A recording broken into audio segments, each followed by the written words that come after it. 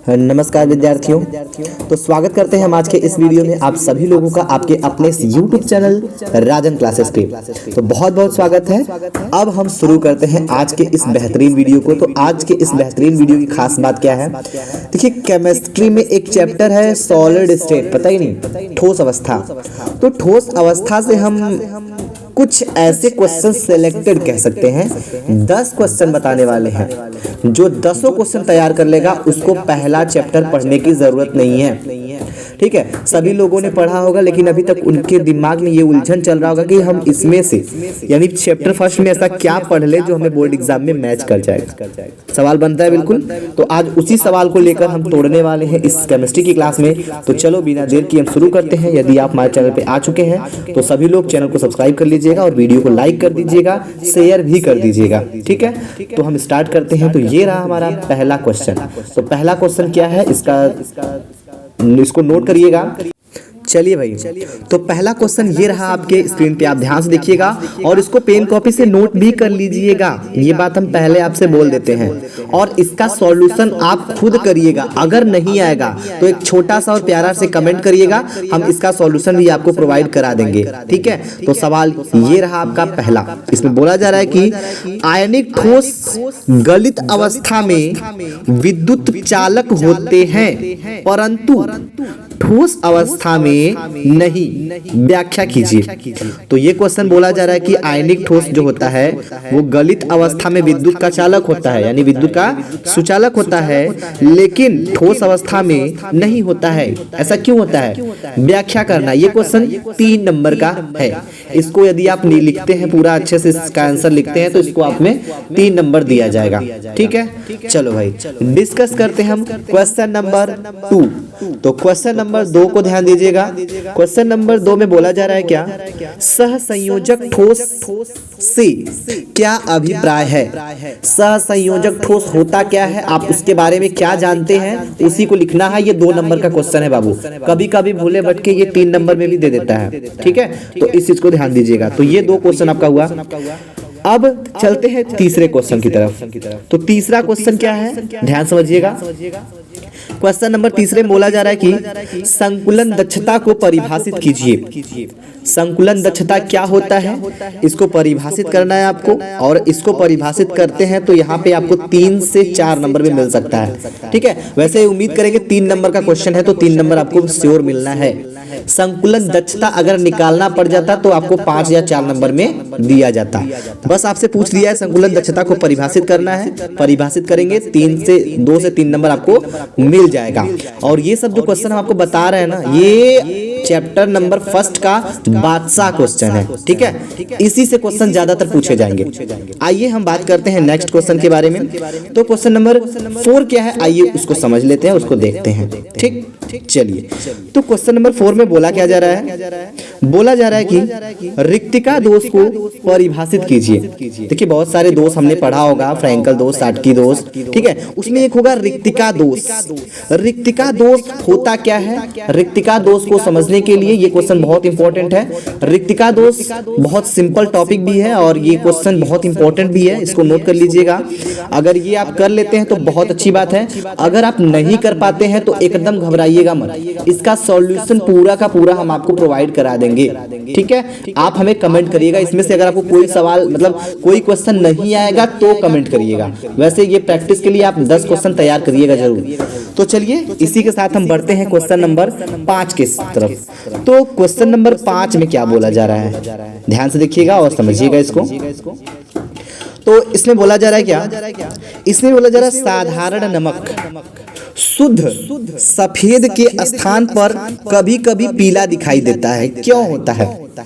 साधारण नमक जो होता है, जो सिंपल नमक होता है जो आप लोग खाते हैं नमक, उसकी बात कर रहे हैं। तो ये नमक जो शुद्ध होता है ना, शुद्ध सफेद स्थान पर क्या होता है, जो ये शुद्ध होता है तो ये शुद्ध जो होता है तो ये कैसा दिखता है, कभी कभी पीला दिखाई देता है।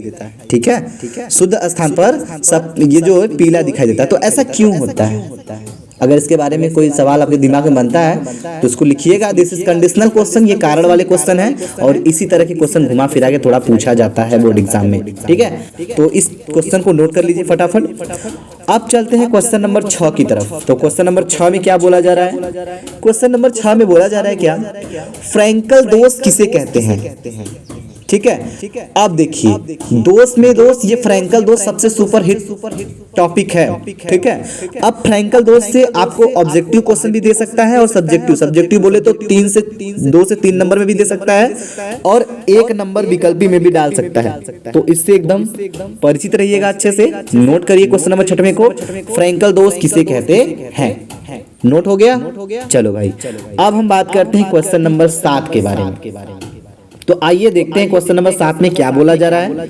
क्वेश्चन नंबर 7 में बोला जा रहा है क्या, शाटकी दोष किसे कहते हैं? लो भैया, तीनों तरह का दोष जो है हम इस वीडियो में डिस्कस कर दिए। रिक्तिका दोष क्या होता है ये भी बता दिया, क्वेश्चन एक बना था, और शाटकी दोष को भी बताना पड़ेगा। और यहाँ पे देखते देखते क्वेश्चन नंबर 7वें तक जाते जाते हमें एक और मिल गया, शाटकी दोष किसे कहते हैं। फ्रैंकल दोष भी क्लियर हो ही गया है। तो शाटकी दोष जो है ये बहुत ही अलग तरह का क्वेश्चन है, एक प्रकार का दोष है, और इस दोष को एक्सप्लेन करेंगे तो आपको 3 नंबर मिलेगा। अगर एग्जाम्पल के साथ करते तो और जबरदस्त नंबर मिलने के चांसेस बनते हैं। तो ये चैप्टर नंबर 1 की पूरी 9 क्वेश्चन की तैयारी आपको कैसी लगी ये हमें जरूर बताइएगा।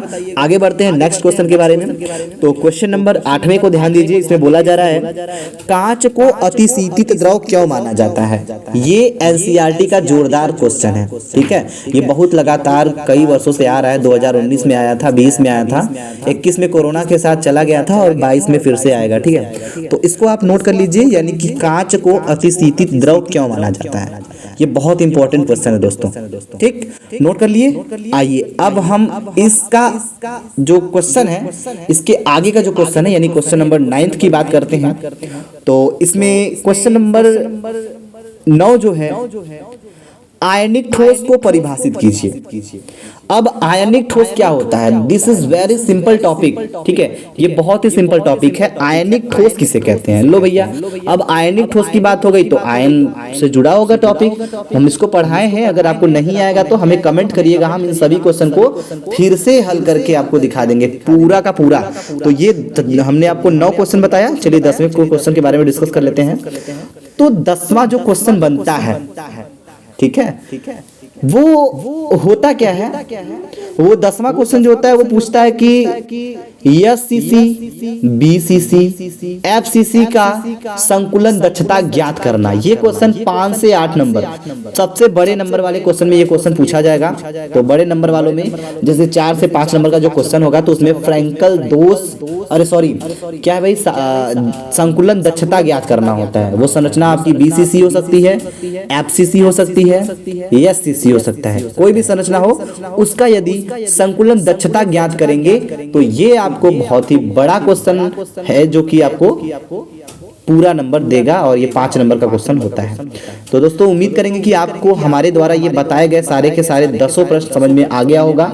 इन सभी प्रश्न को नोट कर लीजिए और इसको तैयार अभी इसी वक्त कर लीजिए। नहीं आता है तो आप हमारे व्हाट्सएप नंबर पे मैसेज कर सकते हैं, हम आपको जो क्वेश्चन नहीं आएगा उसका सॉल्यूशन कर देते हैं। ठीक है, तो मेरा व्हाट्सएप नंबर यदि आप नोट करना चाहें तो दिया गया स्क्रीन पे आप नोट कर सकते हैं। ठीक है, और फिजिक्स, केमिस्ट्री, इंग्लिश, हिंदी किसी भी टॉपिक से जुड़ी हुई कोई भी डाउट है उसको क्लियर कर सकते हैं, क्योंकि अब समय नहीं है बोर्ड एग्जाम स्टार्ट होने के लिए, तब हम फिर सिर्फ डाउट के लिए ही क्लियर करेंगे। ठीक है, चलिए थैंक यू सो मच, मिलते हैं आपसे नेक्स्ट वीडियो में। तब तक के लिए जय हिंद, जय भारत।